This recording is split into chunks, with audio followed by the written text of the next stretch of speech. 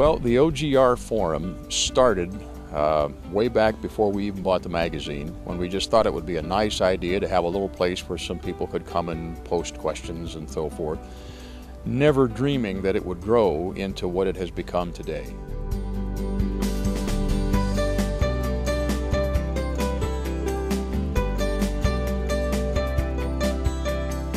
The forum now has something over 9,000 members.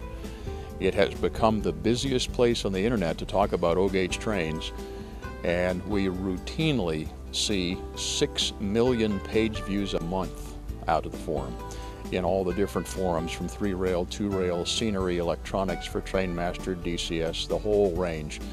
We've got just a great group of guys that come there and post, ask questions, talk, and very little moderation on my part has to become involved because we've got such a good group of guys that post there on a regular basis.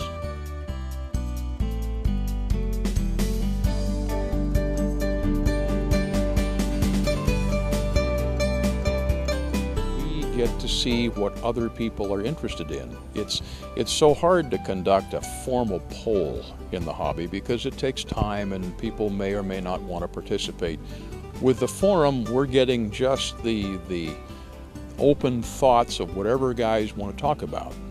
And yeah, there have been times when we have seen a recurring theme on the forum, a subject that keeps coming up, that we decide, you know, we need to do something in the magazine about this.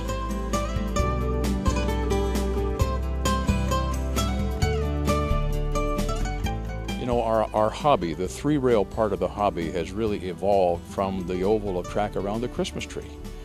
And so a lot of folks, when they start to think about designing a layout, think only about how many concentric loops can I get into whatever space I have available.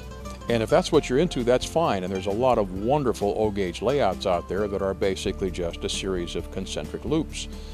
Bill Bramlage in Cincinnati had one of the most beautiful O-gauge layouts you could ever ask to see, and I think it was he that coined the phrase loop runner, because that's basically what his railroad did, just random loops.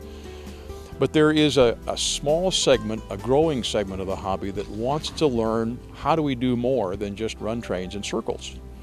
And the layout design forum that met this morning with Steve Berneisen from Ross Custom Switches and a couple of other guys from the forum that are interested in building different kinds of layouts have expressed a sufficient level of interest that we're going to add a new section to the forum that's going to be specifically devoted to designing layouts that build in a little more fun.